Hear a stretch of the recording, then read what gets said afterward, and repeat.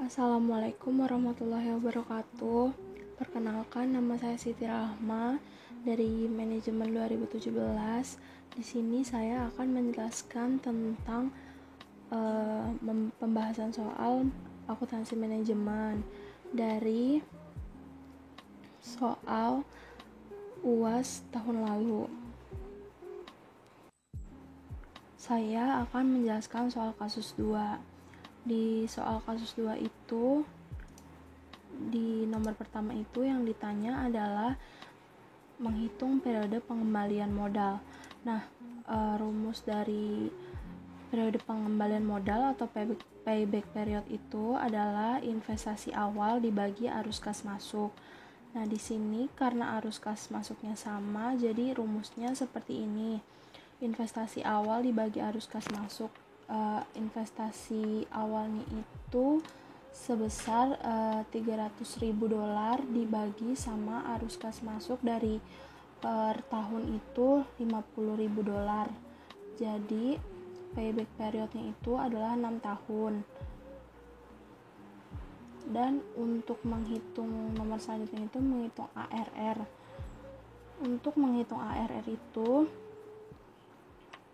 sebelumnya itu kita harus mencari nilai penyusutannya dulu, karena di sini penyusutan itu belum diketahui. Nah, rumus penyusutannya itu karena ini menggunakan metode garis lurus, rumusnya nilai peralatan dikurangi nilai sisa baru dibagi umur ekonomis. Nah, nilai peralatannya itu di sini $300.000 dikurangi dengan $20.000 dibagi sama umur ekonomisnya itu diperkirakan itu 20 tahun. Nah, jadi hasilnya itu $14.000. Nah, jadi penyusutan per tahunnya itu adalah $14.000. Nah, untuk menghitung ARR, rumusnya itu arus kas masuk dikurangi penyusutan lalu dibagi investasi awal.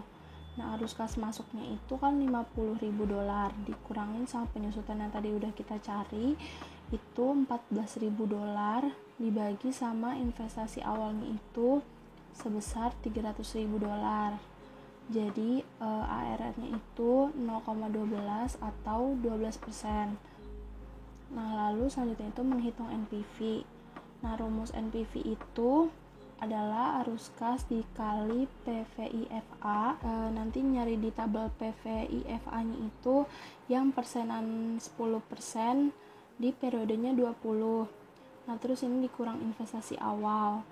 Nah, arus kasnya itu kan sebesar $50.000.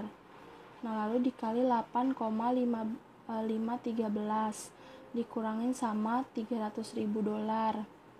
Hasilnya itu sama dengan 125.650. Nah, kenapa ini yang di PVIFA-nya ini bisa 8,513? Karena kita menggunakan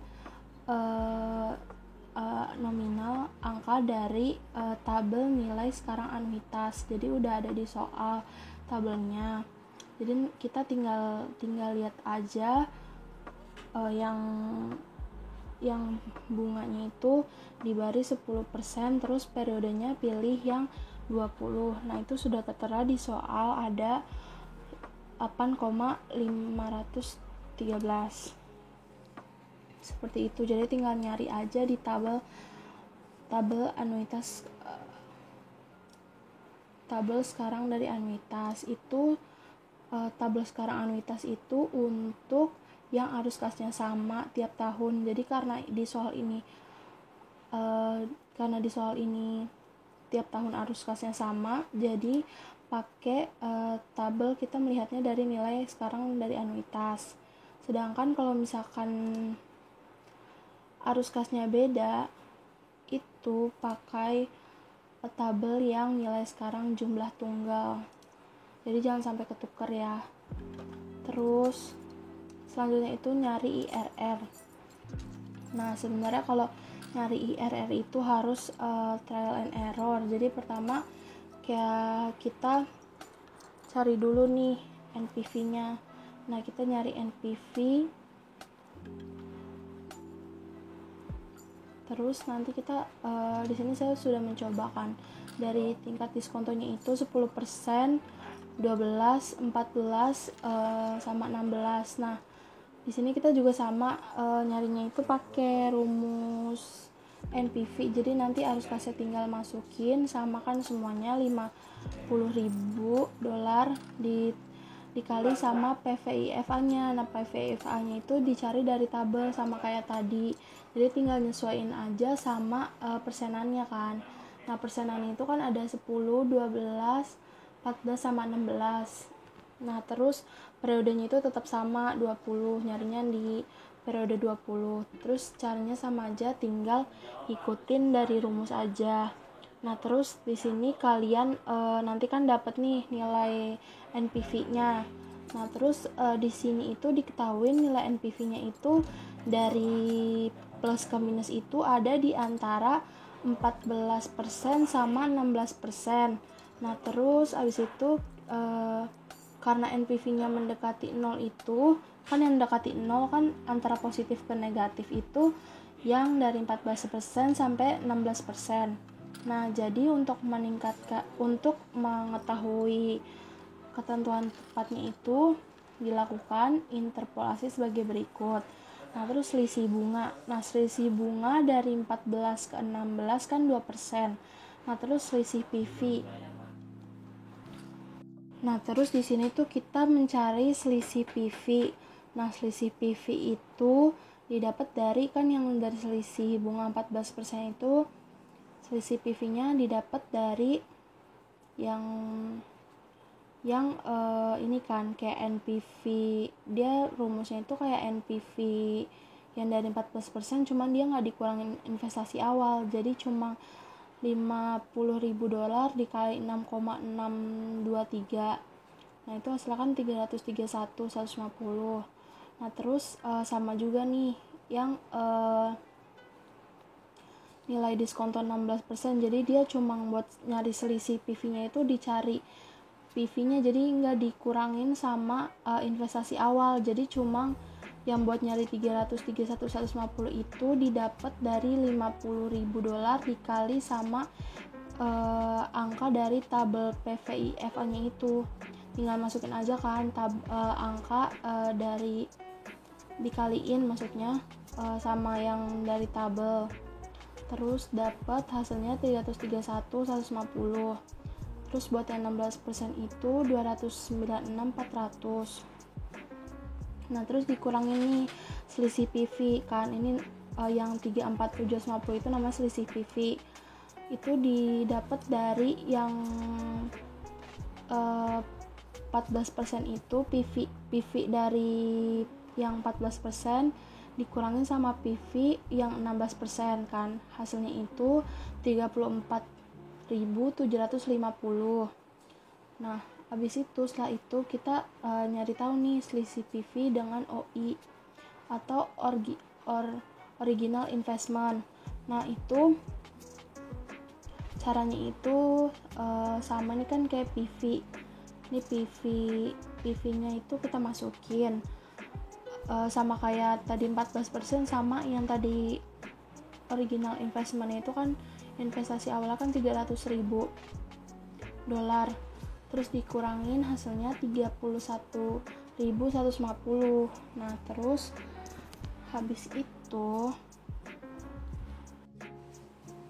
kan kita telah menemukan, jadi tuh posisinya itu ada di 14 kan.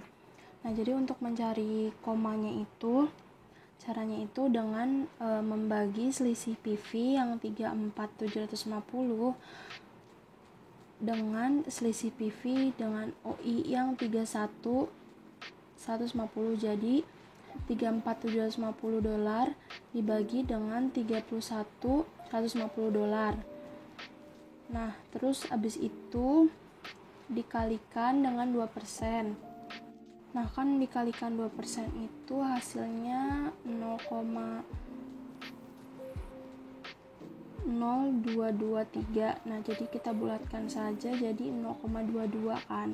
Nah, itu 0,22-nya itu ditaruh di belakang 14%. Jadi IRR-nya itu sama dengan 14,22%.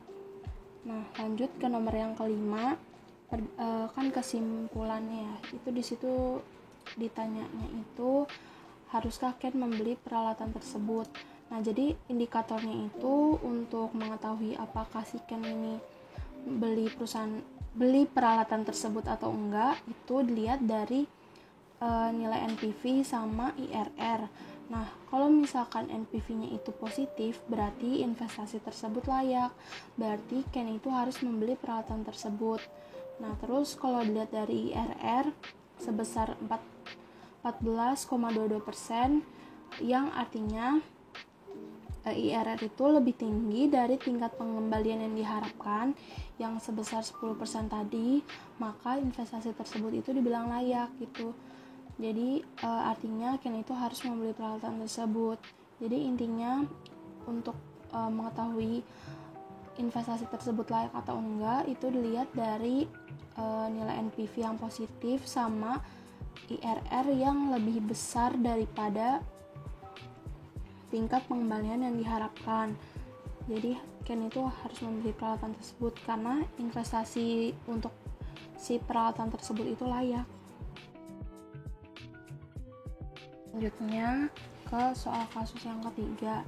Nah, itu yang pertama itu kan disuruh mencari rasio produktivitas operasional parsial. Nah, jadi kalau parsial itu dia sendiri-sendiri, dan di sini indikatornya itu ada dari bahan sama tenaga kerja. Nah, kan di sini diketahui outputnya itu 48.000 unit di 2017 dan outputnya di 2018 itu 60.000 unit.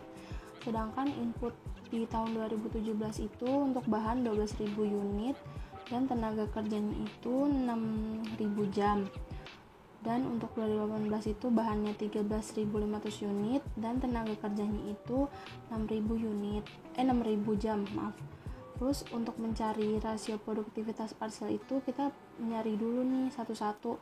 Untuk bahannya itu rasio produktivitas parsial itu caranya dengan output dibagi sama inputnya. Nah, ini kan untuk bahan di 2017 itu outputnya itu 48.000 dibagi dengan bahannya itu 12.000 unit. Nah, jadi bahan itu rasio produktivitas parsialnya itu yang sama dengan 4. Dan untuk tenaga kerja itu caranya sama aja, output dibagi input. Nah, outputnya itu kan 48.000 dibagi sama input tenaga kerja itu kan 6.000, jadi hasilnya sama dengan 8. Dan untuk 2018 caranya juga sama, bahan itu outputnya itu di 2018 60.000 dibagi sama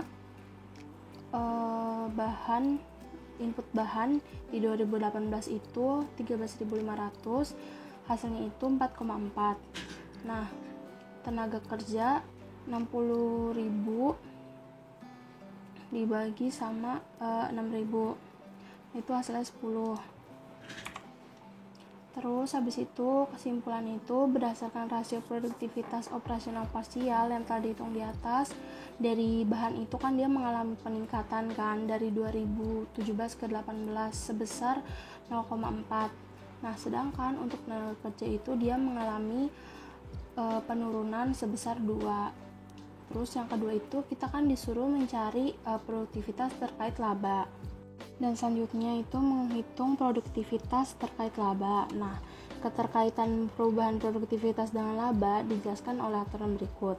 Aturan keterkaitan dengan laba atau profit linkage rule itu untuk periode berjalan menghitung biaya input yang seharusnya digunakan dalam keadaan tanpa adanya perubahan produktivitas dan bandingkan biaya tersebut dengan biaya input aktual yang digunakan. Selisih biayanya adalah sejumlah perubahan laba yang disebabkan oleh produktivitas. Nah, jadi di sini kita mencari dulu nih PQ. Nah, PQ-nya itu rumusnya itu output dari 2018 yang output terbaru dibagi sama rasio dari produktivitas parsial. Jadi dibagi sama rasio dari masing-masing komponen nih, dari bahan sama tenaga kerja. Nah, itu rasio yang dipakai itu di tahun sebelumnya yang di tahun 2017. Nah, jadi PQ untuk bahan itu kan output 2008 dari 2018 itu kan 60.000 dibagi sama 4 untuk yang bahan. Jadi PQ bahan itu 15.000 kilo. Dan untuk tenaga kerja itu sama aja 60.000 dibagi sama yang rasio produktivitas parsial itu ada 8, jadi hasilnya itu 7.500. Nah, terus untuk cara yang mudahnya itu bisa dibikin tabel kayak gini. Ini kan inputnya, terus kita bikin PQ nih. Nah, PQ ini kan yang tadi udah dicari kan, dari bahan sama tenaga kerja. Kita masukin nih yang bahan itu 15.000. Terus untuk tenaga kerja kita masukin 7.500 jam kan. Nah, P-nya itu maksudnya kayak price. Nah, price itu kan udah ada di ini kan di soalnya. Nah, price-nya itu kita pakainya tuh yang terbaru yang di 2018. Jadi untuk bahan itu kan harga inputnya itu sebesar $5, dan untuk tenaga kerja itu kan harga inputnya kan $2. Nah, terus kita juga di sini di sebelahnya ini ada AQ. Nah, AQ itu masukin itu yang di ini kuantitas inputnya, kuantitas input di 2018 yang terbaru. Terus habis itu di sini tinggal ada bikin kayak gini, PQ dikali sama P. Jadi tinggal yang baris PQ dikali sama P. Jadi yang 15.000 dikali sama 5 hasilnya 75.000. Terus yang 7.500 itu dikali sama $2 hasilnya 15.000. Lalu setelah itu dijumlahkan ke bawah. Nah, setelah itu kita mencari AQ kali P. Nah, AQ kali P ini tinggal yang untuk bahan 13.500 dikali sama $5. Terus untuk tenaga kerja tinggal yang 6.000 dikali $2. Nah, itu hasilnya 12.000 kan. Terus tinggal dijumlah nih kolom yang AQ kali P itu. Nah, terus tinggal dijumlahin di selisih per baris. Di selisih per baris. Jadi yang PQ kali P itu yang tadi udah dicari dikurangin sama yang AQ kali P. Jadi 75.000 dikurangin sama 67.500 hasilkan 7.500 seperti itu. Terus buat yang tenaga kerja juga sama, yang PQ kali P dikurangin AQ kali P yang 15.000 dikurangin 12.000 hasilnya itu 3.000 kan. Nah, jadi itu tinggal ditambahin aja ke bawah. Ini kalau misalkan dijumlahin ke bawah juga sama, 7.500 ditambah 3.000 itu kan hasilnya 10.500. Dan ini juga sama, kalau misalkan yang total dari PQ kali P dikurangin sama total AQ kali P itu juga sama hasilnya. Jadi yang $90.000 dikurangin sama $79.500 itu juga sama, kalau dikurangin hasilnya jadi $10.500. Nah, jadi di sini itu diketahui kalau ada kenaikan laba sebesar 10.500 gitu. Kenapa ada kenaikan laba? Karena si PQ kali P-nya ini lebih besar daripada AQ kali P. Coba kalau misalkan si AQ-nya lebih gede gitu kan, itu pasti dia akan terjadi kayak penurunan laba gitu. Jadi karena di sini PQ kali P dikurang AQ kali P-nya itu hasilnya positif, jadi itu merupakan penaikan laba. Terus jika biaya total aktual lebih besar dari total biaya PQ, maka terjadi penurunan laba. Nah, ini di sini yang tadi udah dijelasin. Lalu selanjutnya itu saya akan menjelaskan tentang menghitung komponen pemulihan harga. Nah, selisih antara perubahan laba total dan perubahan produktivitas terkait dengan laba disebut dengan komponen pemulihan harga, atau price recovery component. Nah, komponen ini adalah perubahan pendapatan dikurangin perubahan biaya input dengan asumsi tidak ada perubahan produktivitas. Nah, di sini kita nyari nih pendapatan. Kita mau tahu pendapatan dari masing-masing tahun. Nah, masing-masing tahunnya itu dari 2018 sama 17. Nah, kita cari dulu nih pendapatannya itu di 2018. Di 2018 itu dapatnya itu $150.000 dan di 2017 itu dapatnya $96.000. Nah, caranya tahu pendapatan itu dengan mengkalikan output dengan harga. Ini harga dari harga jual per unit ya masukinnya. Dan harga jual per unitnya itu harus disesuaikan tiap tahunnya. Nah, terus selanjutnya itu kita nyari biaya input. Ini udah ada rumusnya, dimasukin biaya input buka kurung. Jadi tuh dia cari tahunya dari kuantitas input bahan, terus dikali sama harga input bahan, terus ditambah sama kuantitas input tenaga kerja dikali harga input tenaga kerja. Jadi ini kenapa hasilnya bisa 79.500? Caranya itu dengan yang contohnya di 2018 gitu ya. Jadi tuh si kuantitas input bahan ini kan, kuantitas input bahan itu di 2018 kan 13.500. Nah, itu dikali sama harga input bahan yang $5. Itu udah dikaliin ditambahin sama yang kuantitas input tenaga kerja yang 6.000 dikali sama $2 gitu. Jadi intinya kuantitas dikali harga kan, harga input. Jadi tuh dari dua aspek itu, bahan sama tenaga kerja itu dijumlah kayak gitu. Tuh jadi tinggal nyesuaiin aja sama rumusnya. Dari tiap tahun tinggal disesuaikan aja angka-angkanya dari tiap tahun kayak gitu. Nah, terus di sini untuk mencari tahu perubahan harga, kita tinggal mengurangi nih dari yang labanya itu, laba di tahun 2018 itu laba tahun terbaru dikurangin laba tahun sebelumnya kayak gitu. Jadi $70.000 dikurangi sama 42.000. Nah, hasilnya itu 28.000. Jadi perubahan labanya itu sebesar 28.000. Nah, terus untuk mencari tahu pemulihan harga dengan laba itu rumusnya perubahan laba yang tadi udah kita cari dikurangin sama perubahan produktivitas terkait dengan laba. Nah, jadi kita masukin nih perubahan labanya yang udah dicari yang 28.000 itu. Habis 28.000 itu dikurangin sama 10.500 yang udah kita cari di nomor sebelumnya yang 10.500 itu. Jadi pemulihan harga dengan laba itu hasilnya 17.500. Seperti itu.